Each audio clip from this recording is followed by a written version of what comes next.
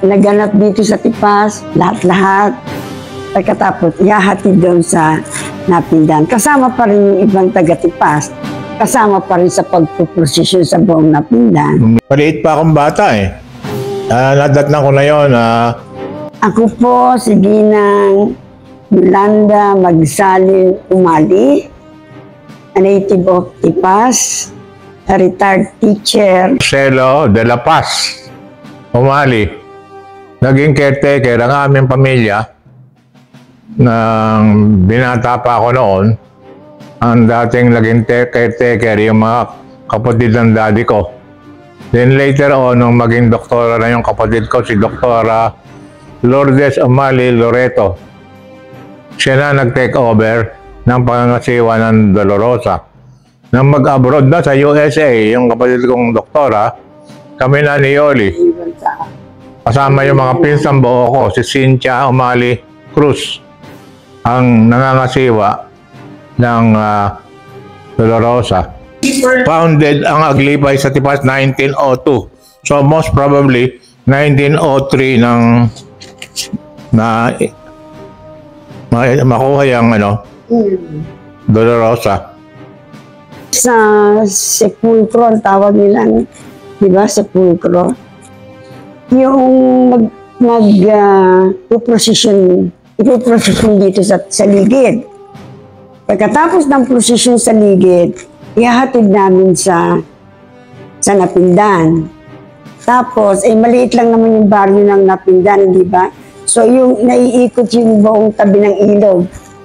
So, given the chance na maipahiram sa amin yung sepulcro kung Biyernes Santo, isang way para lalong maging close ang Napindan people with the Tipas people. At saka, magandang halimbawa ng pagsasama ng dalawa. Kasi nga noon wala pa silang sarili. So later on, dahil doon sa magandang pagsasamahan, they came to that part na ngayon meron na silang sarili. So masaya na ang Napindan, may sarili na silang posisyon, may sarili na silang activities, may sarili na silang ceremonies. In short, may sarili na silang pare. Pag nag-aalaga ka ng santo, di ba, buhos yung kalooban mo doon, parang feeling mo, nare-repay ka naman, maayos ang buhay mo, maayos ang parang ganun. Kasama namin sa presisyon yung Amba hanggang sa Palingon, Kalsada, tapos babalik na sa Ibayo, tapos sa Ligid na, at tuloy na sa simbahan ng Aglipay. Yun ang ruta ng prosesyon ng Aglipay. Nakakarating kami hanggang Kalsada sa dulong bayan.